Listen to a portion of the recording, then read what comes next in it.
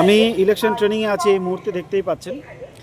এই ইলেকশন ট্রেনিংয়ে আসার পর আমি যে কয়েকটা মেসেজ পেয়েছি এবং যতটুকু নিউজ আমি দেখলাম, আমার গ্রুপ থেকে আপনারা যারা আমাকে মেসেজগুলো সেন্ড করেছেন, ফটোগুলো সেন্ড করেছেন, সেগুলো আমি দেখলাম। দেখে এটা বুঝলাম যে অনেকে জানার চেষ্টা করছেন যে অনলাইনে অ্যাপিল প্রক্রিয়া শুরু হয়েছে কিনা ট্রাইব্যুনালে।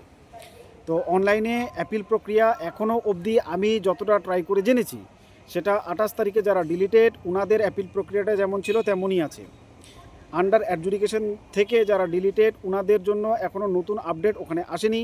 আপনি অনলাইন অ্যাপিল যে বাটনটা আছে ওখানে ক্লিক করার পর যে ডিটেলসগুলো আপনার কাছে চাইছে সেটা দেখলেই বুঝে যাবেন যে এখনও আন্ডার অ্যাডজুডিকেশন থেকে যারা ডিলিটেড তাদের অনলাইন প্রসেস এখনও কমপ্লিটলি ফাংশনিং নয়, পোর্টালটা কমপ্লিটলি ফাংশনিং নয়।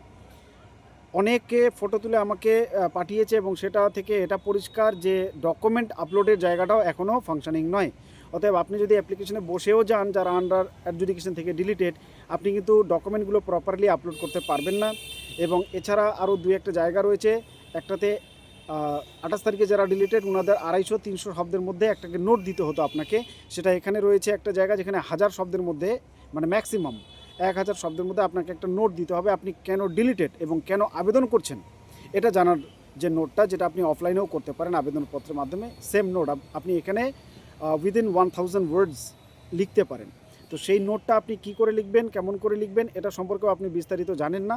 এ কারণে বলছি আপনাদের যে একটু ধৈর্য ধরুন, কারণ আরও 2 দিন ধৈর্য ধরুন, কারণ এই 2 দিনের মধ্যে আমরা জেনে যাব এসডিও এবং ডিএম অফিসে যে টেন্টগুলো হওয়ার কথা, যেই টেন্টগুলোর মাধ্যমে ওনারা নথিগুলো জমা নেবে।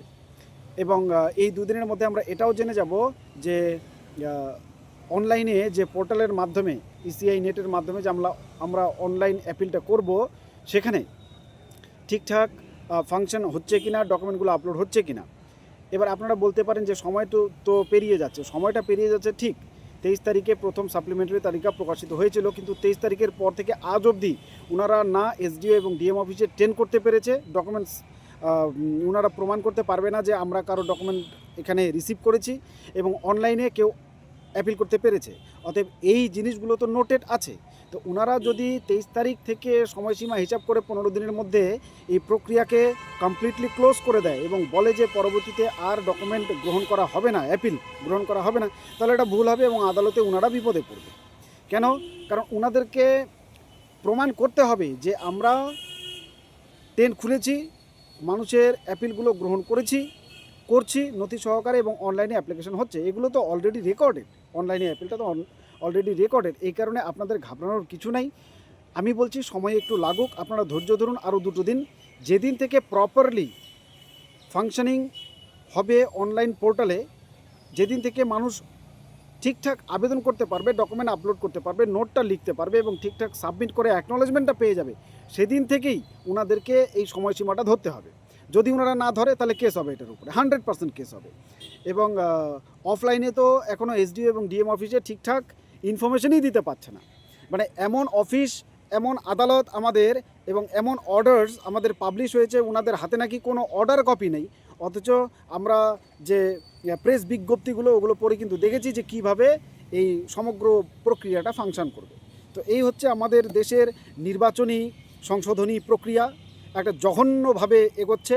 মানুষ হয়রান হয়ে ছুটোছুটি করে এদিক সেদিক ছুটে বেড়াচ্ছে, এবং এই প্রক্রিয়ার যে গার্জিয়ান যারা, সিইও ওয়েস্ট বেঙ্গল এবং ECI of India, election commission of India, ইনারা প্রয়োজন বোধ করছে না যে একটা প্রপার নোট জারি করে, একটা নোটিশ জারি করে মানুষদের সঠিক গাইডলাইনটা আমরা দিয়ে দিই যে আপনারা কী করবেন এবং কী করবেন না। সব কিছু দেখে এটা পরিষ্কার মনে হচ্ছে যে ইনারা ওখানে দাঁড়িয়ে দাঁড়িয়ে মজা নিচ্ছে, এবং যে মজাটা, মানে মনে হচ্ছে যে এই মজাটা দেখার জন্যই ওনারা এই প্রক্রিয়াটা করেছিল। এই প্রসঙ্গে আরও বলে রাখি যে আমার মতো অনেকে আছেন যিনারা ইলেকশন ট্রেনিং নিচ্ছেন এবং আপনারা ইলেকশন করাতে যাবেন। ইলেকশন যে করাতে যাবেন, নেক্সট উইকে কিন্তু যে মার্ক কপি যেটা দিয়ে আমরা ইলেকশন করি, সেই মার্ক কপিটা কিন্তু পাবলিশ, মানে ছাপানো কমপ্লিট হয়ে যাবে, এবং আন্ডার অ্যাডজুডিকেশন আগামী সপ্তাহের মধ্যে সবার দেখা কমপ্লিট হবে কি হবে না এটা কিন্তু আমরা জানি না। তো সেই মার্ক কপিতে কিন্তু অনেকগুলো নামের উপরে ডিলিটেড কিংবা আন্ডার অ্যাডজুডিকেশন সিল থাকতে পারে। তাহলে এমনিতে আপাতত যেটা আমরা জানি যে যাদের নামের উপরে ডিলিটেড বা আন্ডার অ্যাডজুডিকেশন লেখা থাকবে ওনারা কিন্তু ইলেকশনে অংশ নিতে পারবে না। কিন্তু এটা তো বলা হচ্ছে যে ইলেকশন সংগঠিত হওয়ার আগের দিন অবধি কারো নাম যদি আন্ডার অ্যাডজুডিকেশন থেকে উঠে যায়, সাপ্লিমেন্টারি তালিকা অ্যাপ্রুভ হয়ে যায়, তাহলে সে ইলেকশনে অংশগ্রহণ করতে পারবে। তো এটা কিভাবে সম্ভব? এটা এভাবে সম্ভব যে আপনারা যখন মার্ক কপিটা পাবেন, সেই মার্ক কপির সাথে একটা সাপ্লিমেন্টারি তালিকাও পাবেন, যেটাতে যারা বর্তমানে অ্যাপ্রুভ হলো ওনাদের নামটাও থাকবে। অর্থাৎ হতে পারে যে একই ব্যক্তির নাম আপনি দুই জায়গায় পাচ্ছেন, হয়তো আপনি যে প্রথম মার্ক কপিটা পেয়েছেন সেটাতে উনি either under adjudicated or deleted, এটা হতে ডিলিটেড হলে আলাদা কথা, আন্ডার অ্যাডজুডিকেট ছিলেন কিন্তু পরবর্তীতে সাপ্লিমেন্টারিতে উনি অ্যাপ্রুভ হয়ে গেছেন, তাহলে আপনাকে কিন্তু দুটো কপিই দেখতে হবে। পরে সাপ্লিমেন্টারি তালিকাতে উনি যদি অ্যাপ্রুভ হয়ে যান তাহলে এই কপি দেখেই কিন্তু ওনাকে এই ভোটে অংশগ্রহণ করতে দিতে হবে। আজকের দিনটা একটু ব্যস্ত থাকবো, তবুও আপনাদের কলস এবং মেসেজের খুব একটা রিপ্লাই দিতে পারবো কি না আমি জানি না, কিন্তু তারপরেও আমি চেষ্টা করছি ভিডিওর মাধ্যমে আপনাদেরকে আপডেট রাখার। জুড়ে থাকুন, ভালো থাকুন, সুস্থ থাকুন। ধন্যবাদ। প্যানিক করবেন না। যারা প্রতিবাদ করছেন ন্যায়ের পথে আইনসম্মতভাবে প্রতিবাদ করুন, এবং অনেকজন লয়ার রয়েছে যিনারা অটোমেটিক এই মানুষের বিপদের দিনে এগিয়ে এসেছে সাহায্যের হাত বাড়িয়ে দিতে, ওনাদেরকে অন্তর থেকে ধন্যবাদ জানাই। আপনারা সোশ্যাল মিডিয়ায় দেখে থাকবেন।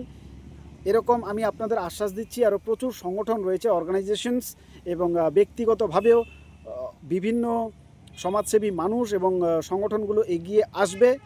আপনারা যে ভাবছেন যে আপনারা একা, আমার ওখানে যারা মেসেজ করছেন যে আপনি সামাজিক কাজ করছেন, ভালো কাজ করছেন, দেখুন আমি সামান্যতম চেষ্টা করছি মাত্র। আমার প্রশংসা করার চাইতে ভালো হবে যে আপনিও একজন সমাজকর্মীর মতো আচরণ করেন এবং সমাজের যাতে উপকার হয় সেই কাজটা আপনিও শুরু করে দিন, এতে আমি বেশি খুশি হব। আমাকে ধন্যবাদ দেওয়ার দরকার নেই। এবং যিনারা সমাজসেবার জন্য সোশ্যাল মিডিয়ায় পোস্ট করছেন, কন্ট্যাক্ট নাম্বার দিচ্ছেন, ওনাদের সঙ্গে যোগাযোগ করুন।